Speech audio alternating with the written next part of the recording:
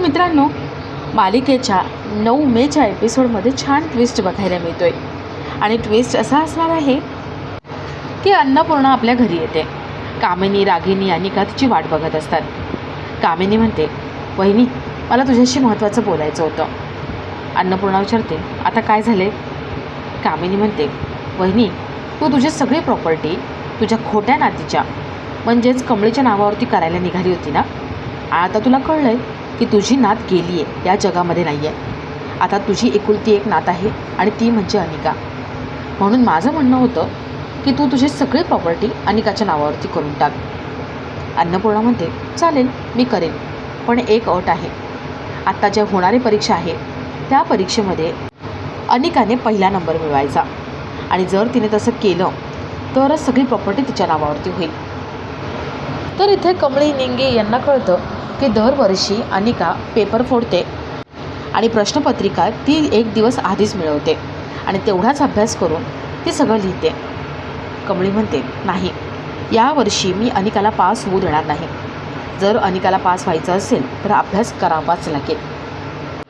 तर इथे अनिका म्हणते, यावेळेस पास नाही व्हायचे मला, यावेळेस पहिला नंबर आणायचा आहे आणि ग्रॅनी आजी, त्यासाठी मी वाटेल ते करायला तयार आहे.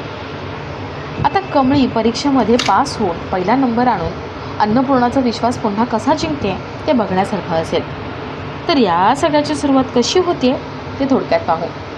तर मालिकेत आपल्याला असं बघायला मिळतं आहे की अनिका आपल्या मोबाईलमध्ये बघते. 5:30 झालेले असतात. अनिका सगळ्या स्टाफला काउंटर बंद करायला सांगते आणि निघून जायला सांगत असते.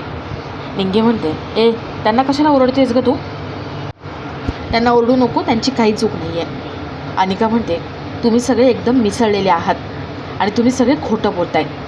5:30 वाजून गेलेत, 5:30 वाजून 10 मिनटं झालेली आहेत. आत्ताच्या आत्ता काउंटर बंद करायचं. ते स्टाफ म्हणतात, कसं आहे ना, आम्ही कॉलेजचं काम करतो आणि आम्हाला कळतं ते कॉलेजचं घड्याळ. अजून कॉलेजच्या घड्याळामध्ये 5:30 झालेले नाही आहेत, त्यामुळे आम्ही काम काही बंद करणार नाही. अनिका घड्याळ चालू करायला जाते, पण तिला कोणीच घड्याळ चालू करू देत नाही. बंड्या ऋषीला फोन लावतो आणि ऋषी म्हणतो, घड्याळ चालू कर. बंड्या घड्याळामध्ये सेल टाकतो आणि तेवढ्यात तिथे कमळी येते. कमळी फॉर्म आणि पैसे देते. अनिका म्हणते, 5:30 वाजून गेलेले आहेत, त्यामुळे तुझा फॉर्म घेतला जाणार नाही. ए चीटर, तुला चिटिंगशिवाय काहीच येत नाही. कमळी म्हणते, आवाज खाली कर. ए अनिका, तू काय केलं आहेस ना मला चांगलंच माहिती आहे. तुझा ॲक्सिडेंट करवायचा प्लॅन होता, नंतर ते झालं नाही म्हणून एका मुलाला पाठवलं आणि मला त्या खोलीत बंद करून ठेवलं. पण अनिका, तुला काय वाटलं आम्ही काही फी भरणार नाही? तुझ्या नाकावर टिचून फी भरते मी आणि फॉर्मसुद्धा, तेही वेळेत. अनिका म्हणते, एक गावछाप, तू चिटिंग करून फॉर्म भरला आहे पण अजून परीक्षा दिलेली नाही आहे. आता बघ मी काय काय करते. आणि ज्यांनी 5:30 वाजू दिले नाही ना त्या सगळ्यांची आता मी 12 वाजवणार. अनिका तनतन करत तिथून निघून जाते. कमळी, निंगी आपला फॉर्म भरतात आणि पैसे भरतात. थोड्या वेळाने अनिका कामिनीला बोलवून घेते आणि ज्यांनी 5:30 वाजू दिले नव्हते त्या स्टाफला सगळ्यांना स्टाफ रूममध्ये बोलवलं जातं. कामिनी सगळ्यांना गिफ्ट देते आणि शाल, नारळ देते. कामिनी सगळ्यांचं तोंड भरून कौतुक करते. त्यांचं नियम पाळणं, त्यांचं काम करणं, या सगळ्याचं ती कौतुक करते. अनिका म्हणते, ग्रॅनी आजी, अगं तुला कळतं आहे का, यांनी कमळीची साथ दिली आणि मला तोंडावर पडलं. 5:30 वाजूच दिले नाही त्यांनी. अगं 5:30 वाजून गेल्यानंतर कमळी आली मग तिचा फॉर्म घेतला. कामिनी म्हणते, अगं यांनी यांचं काम चोख केलं आहे. अगं अनिका, तुला माहिती आहे का, हे तिघंही आपलं काम करत होते घड्याळ बंद पडलेलं असतानासुद्धा. आता समज उद्या घड्याळ बंद पडलं आणि रात्रभर काम करावं लागलं तर रात्रभर काम करतील. आता एवढं काम केलं म्हटल्यावरती बोनस द्यावाच लागणार आहे यांना. कामिनी सगळ्यांना पाकिटं देते. ते तिघंही पाकिट उघडून बघतात आणि त्यामध्ये ते तिघांनाही काढून टाकलेलं असतं.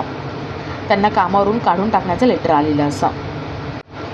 ते तिघंही आपली बाजू मांडायला जातात पण कामिनी त्यांना बोलू देत नाही. कामिनी सगळ्यांना म्हणते, तुम्ही जे केलं आहेत ना ते खूप चुकीचं आहे, त्यामुळे आत्ताच्या आत्ता इथून निघा. ते तिघं तिथून निघतात. तर इथे कमळी, निंगी सगळ्यांना अन्नपूर्णाचा नंबर वाटत असतात. त्यांनी नोटीस बोर्डवरती अन्नपूर्णाचा पर्सनल नंबर लिहिलेला असतो आणि सगळ्या विद्यार्थ्यांना नंबर सेव्ह करून ठेवायला सांगतात. पिऊन धावत कामिनीकडे येतो आणि कमळी निंगी बाहेर नंबर वाटत आहेत हे कामिनीला सांगतो. कामिनी, अनिका आणि प्रिन्सिपल धावत बाहेर येतात. कामिनी म्हणते, कमळी, हे काय चाललं काय? कोणालाही न विचारता ह्या अशा गोष्टी करायच्या नाही. हे चूक आहे. काय चाललं काय? काय करतेस तू? आणि हे काय कोणाचे नंबर वाटते तू? तुझ्या वडिलांचे? अनिका तो नंबर नेमका कोणाचा आहे ते चेक करते आणि अनिकाला समजतं की हा नंबर अन्नपूर्णा आजीचा आहे. अनिका कामिनीला म्हणते, ग्रॅनी आजी, हा अन्नपूर्णा आजीचा पर्सनल नंबर आहे. ही कमळी सगळ्यांना वाटते. तर इथे ऋषी कमळीला मदत करून घरी येतो. नयनतारा ऋषीला म्हणते, ऋषी, कमळीला मदत करायची होती, तू केलीस आणि मी तुला अडवलं नाही. पण आता मी सांगेल ते तुला करावं लागणार. तू कॉलेज पण सोडलं आहे, त्यामुळे आता तुला ऑफिस जॉईन करावंच लागेल. ऋषी म्हणतो, चालेल, येतो मी उद्यापासून ऑफिसला. ऋषी आपल्या रूममध्ये निघून जातो. नयनताराला कळतं की ऋषीला मनापासून ऑफिस काही जॉईन करायचं नाही. तो मनाविरुद्ध जाऊन हे काम करतो आहे, पण नयनताराला हेच हवं असतं. तर इथे अनिका, कामिनी कमळीला ओरडतात. अनिका म्हणते, तुला कळतं का, तू अन्नपूर्णा आजींचा नंबर सगळ्यांना का वाटतेस? तू घरातून बाहेर पडली आहे, पण त्रास द्यायचं काही कमी करत नाही आहेस तू. कमळी सगळ्या विद्यार्थ्यांना म्हणते, हे बघा, हा अन्नपूर्णा आजींचा पर्सनल नंबर आहे. उगीच त्यांना फोन करून त्रास देऊ नका. जर तुमच्यावर अन्याय झाला तरच तुम्ही अन्नपूर्णा आजींना फोन करा आणि त्यांना सगळं सांगा. ज्या स्टाफला कामिनी, अनिका यांनी काढून टाकलं ते सगळे अन्नपूर्णाला फोन करायला लागतात. सगळ्यांना खात्री असते की अन्नपूर्णात काहीही झालं तरी स्टाफला कमी करणार नाही, त्यांना कामावरून काढणार नाही. ते तिघंही अन्नपूर्णाला फोन करणार असतात. प्रिन्सिपल सगळ्यांना थांबवतात आणि कामिनीला तिचा निर्णय मागे घ्यायला लावतात. त्यांना कॉलेजमध्ये तसंच काम करायला सांगतात. सगळे आपापल्या कामासाठी निघून जातात. कमळीचं काम काही सुटकेसरशी झालेलं असतं, त्यामुळे कमळी, निंगी, बंड्या खुश असतात. तर इथे नयनतारा रोहितबरोबर बिझनेसबद्दल बोलत असते आणि तेवढ्यात तिथे अन्नपूर्णा येते. ऋषी, कमळी यांच्या साखरपुड्यामध्ये जे काही झालं त्यासाठी अन्नपूर्णा सगळ्यांची माफी मागायला घरी आलेली असते. अन्नपूर्णा नयनताराच्या फॅमिलीचे सगळ्यांची माफी मागते.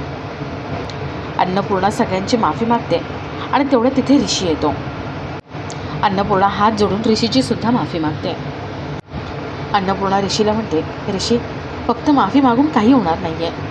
मला माझी चूक सुधारायची आहे आणि ती चूक सुधारण्यासाठी काय करू तेवढं मला सांग. ऋषी म्हणतो, माझी फक्त एकच इच्छा आहे, आत्ताच्या परीक्षेमध्ये जो कोणी पहिला येईल त्याची पुढच्या वर्षीची फी पूर्णपणे माफ करण्यात यावी. नयनताराला ऋषीची आयडिया आवडते आणि आपला आजचा हा भाग इथेच संपतो.